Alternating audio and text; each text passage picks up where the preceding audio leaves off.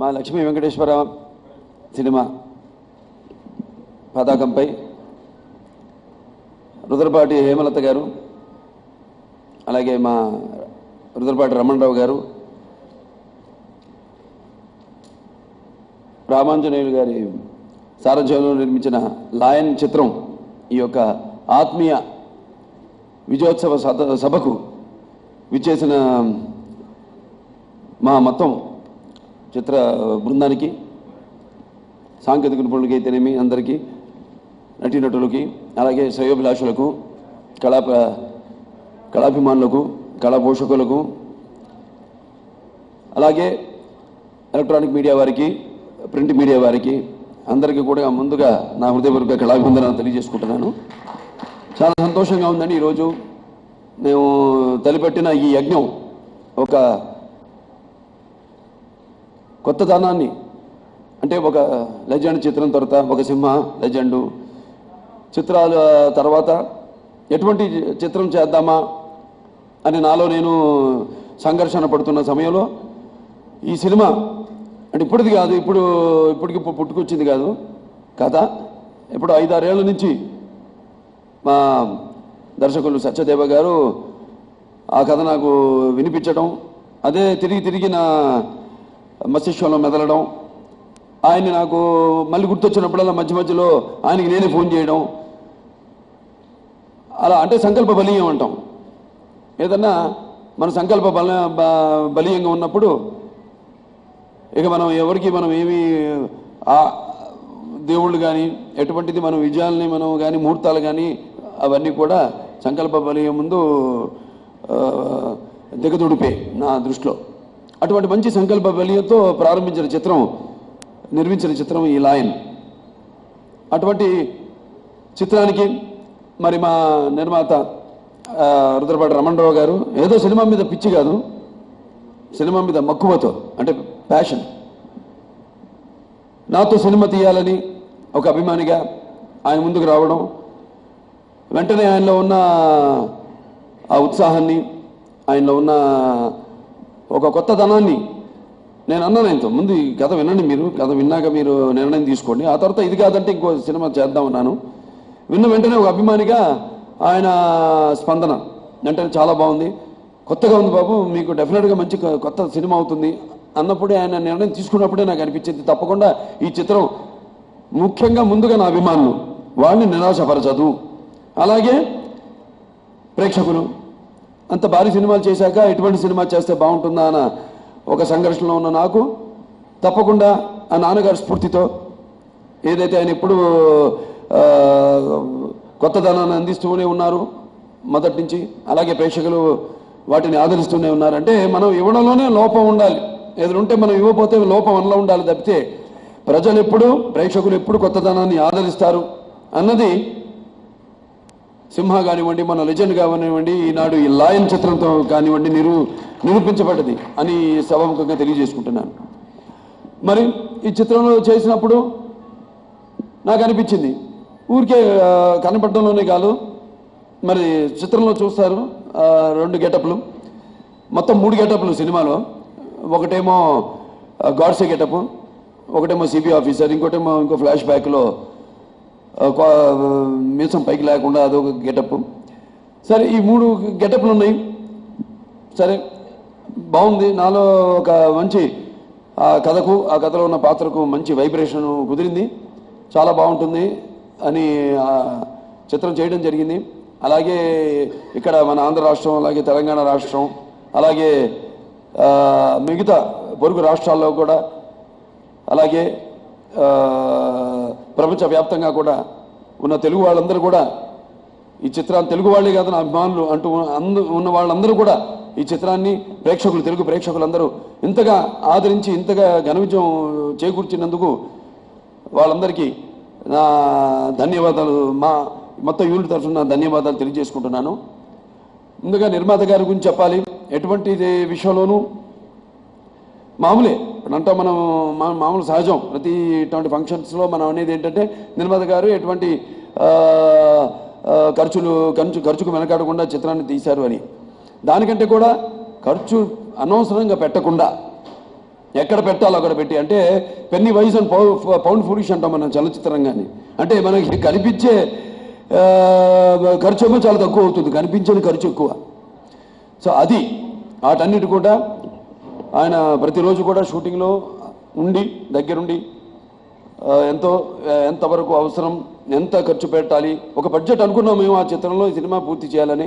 ఆ బడ్జెట్లోని ఈ చిత్రాన్ని పూర్తి చేయడం జరిగింది అందరి సహాయ సహకారాలతో. అలాగే చిత్ర దర్శకులు ఎంతో మంచి చిత్రం నాకు అనిపించింది. ఎందుకంటే మనం చూస్తున్నాం ఎన్నో ఇంగ్లీష్ సినిమాలు టెక్నిక్, మన వాళ్ళేం తక్కువ కాదు తెలుగు వాళ్ళు. ఇవాళ ఎక్కడికి వెళ్ళినా కూడా ఇవాళ మన అప్పుడు రామారావు గారు పుణ్యం అంటూ ఇవాళ తెలుగు జాతికి ఒక గుర్తింపు ప్రపంచవ్యాప్తంగా వస్తే, మన తెలుగు వారి మేధస్సు చంద్రబాబు నాయుడు గారు పుణ్యం అంటూ ప్రపంచవ్యాప్తంగా ఎక్కడికి వెళ్ళినా కూడా, ఎక్కడ ఏ డిపార్ట్మెంట్లో కూడా చూసినా మన వాళ్ళు ఆ డిపార్ట్మెంట్ని లీడ్ చేస్తున్నారు ప్రపంచవ్యాప్తంగా. సో అలాంటి ఒక మంచి చిత్రం, ఒక టెక్నిక్తో కూడిన చిత్రం, ఒక ఆలోచనను రేకింపించే చిత్రం. వినోదమే కాదు, వినోదంతో పాటు ఇప్పుడు చిత్రానికి ఒక నా దృష్టి ఒక పరమార్థం ఉంది. నాన్నగారి నుంచి కూడా మనం చూస్తే ఆయన తీసిన చిత్రాలన్నింటి కూడా ఏదో ఒక సందేశం. సొంత సినిమాల్లో, బయట సినిమాలు ఎప్పుడు ఆయన వెలుపెట్టేవారు కాదు. ఎప్పుడు ఆయన ఒక విద్యార్థి బయట చిత్రాలు షూటింగ్కి వెళ్ళినప్పుడు డైరెక్టర్ రమ్మంటే రావడం, చేయడం. ఆ వన్ మోర్ అండి అంటే ఇక ఆయన వన్ మోర్ అని అడిగే కెపాసిటీ ఎవరికి లేదు మన ఈ ప్రపంచంలోని ఏ దర్శకుడు కూడా. అటువంటి నటుడు ఆయన. మరి సొంత సినిమాల్లో ఆయన ఎటువంటి ఏ చిత్రంలో కూడా కమర్షియల్గా కాకుండా విజయవంతమైనవి అన్ని బ్రహ్మాండంగా ఈ సినిమాలు ఆయన్ని. మరి విజయవంతమైతే డబ్బు వస్తే, మరి ఒక చిన్న చిత్రం కూడా విజయవంతమై డబ్బు వస్తే కమర్షియల్ చిత్రమే అంటాం కానీ చిన్న చిత్రం అనం. సో ఒక మంచి ఒక పరిపూర్ణమైన నిర్వచనం ఇచ్చారు సినిమాకి ఆయన. అలాగే మా సినిమాలో కూడా ఎప్పటికప్పుడు ఏదో ఒక సందేశం ఇస్తూ, అలాగే మన లెజెండ్ ఉందంటే ఏదో ఒక వసుదైక కుటుంబం ఉంటే ఒకటిగా ఉంటే ఎలా ఉంటుందని. మరి ఈ చిత్రంలో ఒక బాధ్యతారహితమైన ఒక పాత్ర, ఒక సిబిఐ ఆఫీసరు, మంచి నిర్వచనం కూడా ఇచ్చాం సిబిఐకి. అలాగే మన దగ్గర జరిగింది మన రాష్ట్రంలో ఎన్నో అప్పచెప్పడం సిబిఐకి. ప్రతి వాడికి తెలుసు ఈ సిబిఐ అంటే ఏంటన్నది, ప్రతి ఒక్కరికి కూడా మామూలు పామరులు కూడా తెలుసు సిబిఐ అంటే ఏంటో. అటువంటి మంచి పాత్ర దొరికింది చేయడానికి. ఏ నేపథ్యంలో చేద్దామని సతమతమవుతున్న సమయంలో ఓ మంచి కథ నేపథ్యంలో. సో ఎంతో బాగా టెక్నిక్ని ఇప్పుడు కాదు, అది 5-6 ఏళ్ల క్రితం అని చెప్పాను ఆయన నాకు ఈ కథ చెప్పడం జరిగిందని. సో అప్పటి నుంచే ఎప్పుడో ఎంతో ఫార్వర్డ్ థింకింగ్. నేను కూడా అప్పటికంటే కూడా ఇవాళ ఈ చిత్రం పూర్తయ్యి విడుదల కావడమే మంచిదైందేమో అనిపిస్తుంది. ఎందుకంటే అప్పుడప్పుడు నాన్నగారు అంటూ ఉండేవారు, తోడు దొంగలు లేకపోతే అదేది మన పిచ్చి పిల్ల సినిమాలు తీసినప్పుడు 2 ఫ్లాప్లు అయిన ఈ సినిమాలు. ఎందుకంటే ఆయన ఎప్పుడు ముందు ఆలోచన, మనకంటే 10 ఏళ్ళు ముందు ఆలోచించేవారు ఆయన మన చిత్రాలు. మరి అప్పుడు కొంత దర్శకులను కూడా నిలబెట్టారు ఆయన ఇండస్ట్రీలో. ఓ దర్శకులు ఆయన 2 సినిమాలు చేసి నాన్నగారితోనే చేసిపోయినాయి. మరి ఆయన నిర్మాత దగ్గర మరి పెద్ద నిర్మాతలు, మరి మంచి బంగారు గుడ్లు పెట్టే బాతు ఎన్టీ రామారావు గారు ఉన్నారు. మరి ఆయన దొరికాడు, మంచి పెద్ద నిర్మాతలు దొరికారు. వాళ్ళ దగ్గర వీళ్ళ మాట చలదు, దొరికారు కదా ముందు మనం చేశారు. 2 పోయినాయి సినిమాలు. తర్వాత నాన్నగారే ఆ దర్శకుడిని నిలబెట్టారు. లేకపోతే మనకి ఆ తర్వాత బ్రహ్మాండమైన సినిమాలు ఆయన చేశారు. అటువంటి సినిమాలు వచ్చేవి కాదు, అటువంటి దర్శకులు మనకు ఉండేవాళ్ళు కాదు. సో అలా ఇవాళకి ఈ ప్రయత్నంలో ఇవాళ ఇంత విజయవంతం సాధించినందుకు ఈ చిత్రం చాలా సంతోషంగా ఉంది. ముఖ్యంగా ప్రేక్షకులకి, అభిమానులకి నా కృతజ్ఞతలు, నా అభినందన తెలియజేసుకుంటాను. నా ప్రేక్షకులు అంటే నేను ఎప్పుడు గర్వంగా చెప్పుకుంటాను. ఎందుకంటే నేను చెప్పాను ఇంతకుముందు నాన్నగారి నుంచి కూడా కొత్తదాన్ని నేను ఎప్పుడు ఆదరిస్తున్నారు, అభినందిస్తున్నారు. అభినందించడం అంటే ఒక రకంగా ఇలాంటి సినిమాలు ఇంకా మాకు ఇవ్వండి అని ఒక కోణం నుంచి అయితే, ఈ మా యూనిట్ అంతా పడ్డ శ్రమని ఒక్కసారి మర్చిపోయి మళ్ళీ ఒక నూతన ఉత్సాహంతో ఇటువంటి సినిమాలు చేయడానికి మాలో ఒక కొత్త ఉత్సాహాన్ని నింపడం రెండో కోణం. సో మా ప్రేక్షకులందరూ కూడా నా కృతజ్ఞతలు తెలియజేసుకుంటూ, అలాగే ఇకున్నారు అందరూ ప్రతి ఒక్కరూ ఇవాళ ప్రతి పాత్ర కూడా చిత్రంలో, అప్పుడు త్రిష, అటు రాధికా ఆప్టే గారు, వాళ్ళ పాత్రలకు ఎంతో ఇది కేవలం టెక్నిక్ సినిమా కథపరంగానే కాదు, నటీనటుల ఎంపికలు కూడా చాలా జాగ్రత్తగా చేయాల్సి వచ్చింది. అటు జయసేదు గారు ఉన్నారు, ఇటు గీత గారు ఉన్నారు, అటేమో చంద్రమోహన్ గారు ఉన్నారు, ఇటు చలపతిరావు గారు ఉన్నారు. మరి వీళ్ళ కథలో ఎవరు అసలు తల్లిదండ్రులు అన్నది. జయసుధ గారికి ఒక ఇమేజ్ ఉంది, సరే ఆవిడని మనం పెట్టి ఆవిడ కాదు అంటే అదొక టెక్నిక్. అలాగే ఇక్కడ అందరికీ ఒక్కొక్క ఆర్టిస్ట్కి వాళ్ళకి ఇమేజ్లు ఉన్నాయి. వాటిని సమతుల్యంగా వారందరినీ నటవర్గంలో వాడిని తీసుకోవడం జరిగింది. అలాగే ఇక ముఖ్యంగా ఈ చిత్రంలో ఇద్దరు త్రిష అటు రాధిక ఆప్టే ఇద్దరు కూడా చాలా బాగా నటించారు. వాళ్ళ చందాలతో అలాగే వాళ్ళ నటన కౌశల్యంతో ఎంతో చక్కగా. అలాగే మా చిత్రంలో ప్రతినాయకులు ప్రకాష్ రాజ్ గారికి ముఖ్యంగా ఆయన కథ వినగానే వెంటనే ఎంతో స్పందించి, అలాగే ప్రదీప్ రావత్ గారు ఒక్క సీన్ అయినా ఆ సీన్కి నేను చెప్పినట్టు అవసరం. అటువంటి నటుడు ఉంటేనే ప్రతినాయకుడు ఎంత బలంగా ఉంటేనే నాయకుడు అంత ఎత్తుకు ఎదుగుతాడు. అలాగే వాళ్ళ పాత్రలు అయితేనేమి ఇక ప్రతి ఒక్క ఇటు జయసుధ్ గారు, ఇటు గీత గారు, అలాగే అటు చంద్రమోహన్ గారు, చలపతిరావు గారు, ఇటు సిస్టర్ క్యారెక్టర్ వేసిన చిత్రలేఖ, అలాగే మిగతా పాత్రలు సత్యనారాయణ గారు ఉన్నారు ఇక్కడ. ఆయన సత్యనారాయణ గారిని పిలుస్తాను. కొందరు పేర్లు అలా ఇక సినిమాలతో పాటు గుర్తుండిపోతాయి, ప్రత్యేకంగా నా సినిమాల్లోనే. ఎందుకంటే ఇప్పుడు బోరింగ్ పాప ఉంది జయలలిత, ఇప్పటికీ బయటికి వెళ్ళినా బోరింగ్ పాపే అంటారు. అలాగే ఇప్పుడు మన జయప్రకాష్ రెడ్డి గారు ఉన్నారు. ఆయన ఎక్కడికి వెళ్ళినా బయట ఇప్పటికీ వీరరాఘవరెడ్డి అని పిలుస్తారు కానీ జయప్రకాష్ రెడ్డి గారు అని పిలవరు. అలాగే సత్యనారాయణ ఆ పాత్ర అంతా కూడా ఉంటూ సరే. అలాగే పాత్ర సమీర్ గారు పాపం ఆయన చాలా దెబ్బలు తింటాను ఉండాలని పాప ఆయనే కోరుకుంటున్నాడు. వడ్డిస్తాను బాగా, ఎందుకంటే పాప ఆయనకు తిన్నప్పుడల్లా సినిమాలు బాగా ఆడుతున్నాయి. సో ఆయనకి తినాలుంది, నాకు తినిపించాలి, లేకపోయినా తినాలన్నప్పుడు వాళ్ళ కోరిక నెరవేర్చాలి, తింటూనే ఉంటాం. అలాగే కాశీ గారు, అందరు కూడా, అలీ గారు ఉన్నారు. అలీ గారు బ్రహ్మాండమైన ఎంటర్టైన్మెంట్ అందించి ఎంత కావాలో అంతా. ఇప్పుడు లెజెండ్ సినిమానే ఉంది, మనకి ఎంత ఉంది ఎంటర్టైన్మెంట్. బ్రహ్మానందం గారు చేశారు అద్భుతంగా, అలాగే అలీ గారు ఇందులో అద్భుతంగా చేశారు, ఎంత కావాలో అంతా. అలాగే చిత్రంలో మన మిగతా పాత్రలన్నీ కూడా బ్రహ్మాండంగా అందరూ అద్భుతంగా చేశారు ప్రతి ఒక్కళ్ళు కూడా. మన గౌతమ్ రాజు గారు ఉన్నారు. ఆయన అసలు నిద్రపోను వల్ల ఆయన మామూలు నిద్రపోవడం ఆయన. కాకపోతే ఆయన ఇప్పుడు 24 గంటలు పనులు ఉంటారు. పనులు ఉంటే ఎప్పుడు ఫోన్ రింగ్ టోన్లో ఉంటుందో తెలియదు. సో ఆయన ఎప్పటికప్పుడు పాప ఆయన ఎంతో కష్టపడి సినిమాకి, ఆయనకంటూ ఈ సినిమాకి కాదు ప్రతి సినిమాకి ఆయన మనసు పెట్టి పనిచేస్తారు ఆయన. ఈ సినిమాకి చాలా అద్భుతంగా, ఎందుకంటే ఇది ఎడిటింగ్ డైరెక్టర్ ఇద్దరే మెయిన్ ఈ సినిమాకి. నేను ఎప్పుడు వెళ్ళి నమ్ముతాను ఇద్దరిని ఒక సినిమా అంటే. ఒక టెక్నికల్ పిక్చర్ అయితే, ఎందుకంటే అప్పుడప్పుడు తెలీదు తీసే దాంట్లో కొన్ని అవకతవకలు ఉండొచ్చు, వాటిని సరిచేయగల మొనగాడు అంటే ఒక ఎడిటర్ నా దృష్టిలో. అట్లా అద్భుతంగా చాలా బాగా నేను ఆయన వెంటబడుతూ నీడలాగా వెంటబడుతూ ఎప్పటికప్పుడు అన్నీ చూసుకుంటూ కూడా ఎంతో అందరం కూడా ఎంతో ఎక్సైట్ అయ్యాం ఈ సినిమా చేస్తున్నాం అన్నప్పుడు.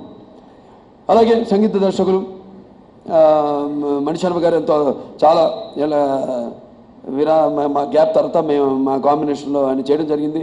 ఎలాగైతే లెజెండ్లో ఏ పాటకి సంబంధం లేకుండా ఎలాగైతే ఒక అవకాశం దొరికిందో ఒక సంగీత దర్శకుడికి, అలాగే ఈ చిత్రంలో కూడా మణిశర్మ గారికి ఒక మంచి అవకాశం. పాటకి సంబంధం లేకుండా అన్ని అద్భుతమైన పాటలు, ఒక పాట సంబంధం ఉండదు వాళ్ళ సన్నివేశాల్లో చూస్తే. అలాగే పాటలు రాసిన శ్రీమణి గారు, భాస్కర్ భట్ల గారు, అలాగే రామ్ జోగేష్ శాస్త్రి గారు, వాళ్ళంతా కూడా ఎంతో అద్భుతంగా సాహిత్యాన్ని అందించడం జరిగింది. రామ్ లక్ష్మణ్ గారి గురించి ప్రత్యేకంగా చెప్పుకోవాలి. ఎంతో బాగా డైరెక్టర్ గారితో కూడా డిస్కస్ చేసి, డైరెక్టర్ గారు కూడా వాళ్ళకి ఎక్స్ప్లెయిన్ చేసి సిచ్యువేషన్ అది ఎంతో అద్భుతంగా ఫైట్స్ అన్ని కంపోజ్ చేయడం జరిగింది. అలాగే డాన్స్ మాస్టర్లు ఉన్నారు బృంద, అలాగే ప్రేమ్ రక్షిత్, అలాగే శివశంకర్ మాస్టర్ గారు ఎంతో అద్భుతంగా డాన్స్లో పాటలకి తగ్గ స్టెప్స్ కంపోజ్ చేయడం జరిగింది. ప్రతి ఒక్కరు కూడా ఎంతో అద్భుతంగా ఈ సినిమాకి ప్రాణం పెట్టి, అంటే ఒక కొత్తదనం ఇస్తున్నామని ప్రతి ఒక్కరు, నేను అనుకోవడమే కాదు, నా సినిమాలో నేను ఎప్పుడు ఇన్వాల్వ్ చేస్తాను మొత్తం యూనిట్ని. నెమ్మదిగా మొదట ఒక 2-3 రోజులు చాలా ఆటకాయతనంగా ఉంటుంది సినిమా షూటింగ్, ఆ తర్వాత మొదలవుతుంది అసలు విషయం. అక్కడి నుంచి అందరినీ ఒక్కొక్కరిని ఆ క్యారెక్టర్స్లోకి తీసుకెళ్ళడం, ప్రతి ఒక్కరు కూడా ఎంతో అద్భుతంగా వాళ్ళ పాత్రని పోషించారు. తెర ముందు వారు, తెర వెనక ఉన్న వాళ్ళందరూ కూడా.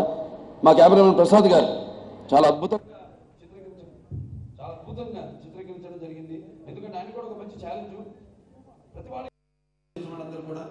సో ఆయన ఎస్పెషల్ ఇంటర్వ్యూ సన్నివేశం ఎక్కడైతే నేను తెలుసుకుంటానో ఆ సన్నివేశానికి ప్రత్యేకమైన టెంపరేచర్ మెయింటైన్ చేసి షూట్ చేయడం జరిగింది.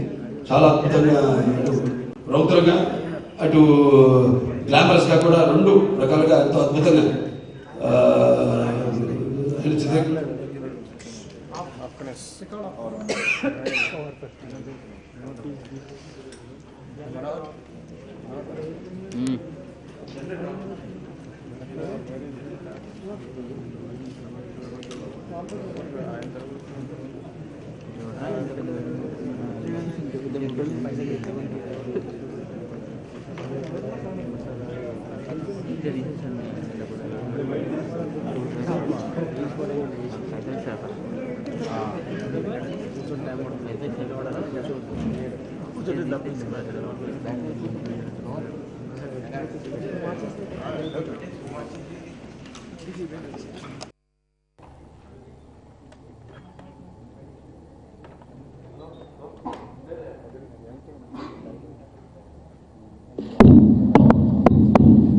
సో అందరికీ ఈ పేరున ఈ చిత్రాన్ని ఎంతగా ఆదరిస్తున్న అభిమానులకు అయితేనేమి మన తెలుగు ప్రేక్షకులకు అందరూ కూడా నా కృతజ్ఞతలు తెలియజేసుకుంటున్నాను.